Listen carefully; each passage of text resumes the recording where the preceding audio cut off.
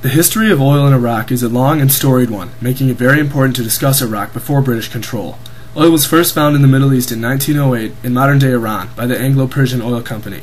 Soon after, Winston Churchill decided that the Royal Navy would be powered by oil rather than coal, making the Middle East and its oil resources more important. The United States and many European powers soon wanted in on the vast resources found in the Iraq Crescent.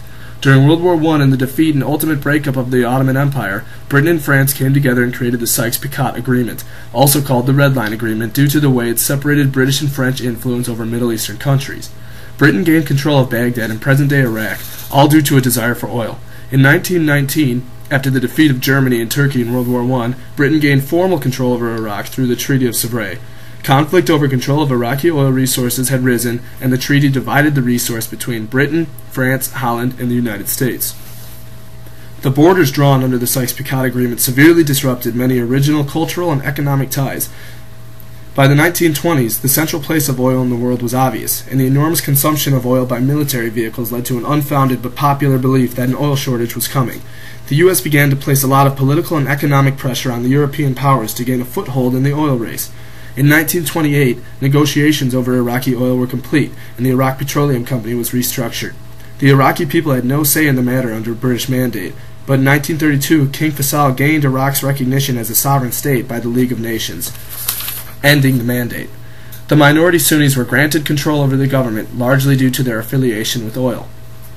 The Hashemite monarchy, led by King Faisal, was put into place, but the British kept several military bases within Iraq, largely to keep an eye on the oil. The monarchy had to cope with numerous attempted coups orchestrated by the growingly impatient Iraqis.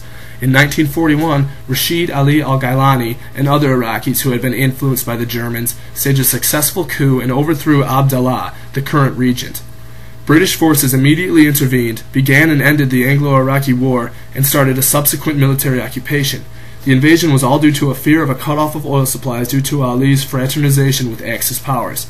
The British and the Americans, after World War II, wanted to maintain their hold on Middle East oil while preventing Soviet influence within the region. By replacing the Hashemite monarchy, the British started to stir up anger and resentment within the Iraqi population. Throughout the 1950s, oil revenues in Iraq grew exponentially, but the Iraqi people maintained a very low per capita income. In 1958, Abdul Qasim led a revolution overthrowing the Hashemite king. He worked very hard to increase Iraq's royalties from oil revenues, and naturally, the American and British governments did not like this. After Qasim's ascent to power, Saddam Hussein, in a CIA-backed attempt, failed to assassinate him. The American government supported this attempt due to its need for oil. In 1961, Qasim nationalized Iraqi oil supplies and created the Iraq National Oil Company. The United States used this as an excuse to support Hussein and the Ba'ath Party. Soon after, Qasim was assassinated by a second, successful CIA-backed coup, leading to the Ba'ath Party taking over. Arif took over, but only for 5 years. In 1968, a separatist Ba'athist group led by al-Bakr and Hussein staged a successful coup. Soon after their coming to power, the Iraqi oil fields were nationalized and the Iraq Petroleum Company created. The U.S. immediately shifted its support to neighboring Iran and labeled Iraq as a terrorist country, all due to oil. Iraqi Kurds were soon armed by the U.S. Soon after, in 1975, Iraq and Iran signed the Algiers Accord, which made the Shatt al-Arab waterway shared. The Shah of Iran immediately cut off relations with the United States, while the U.S.'s primary interest remained the same: limit Soviet influence to keep oil reserves safe.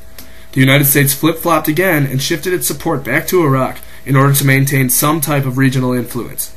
Saddam Hussein quickly became Iraqi president.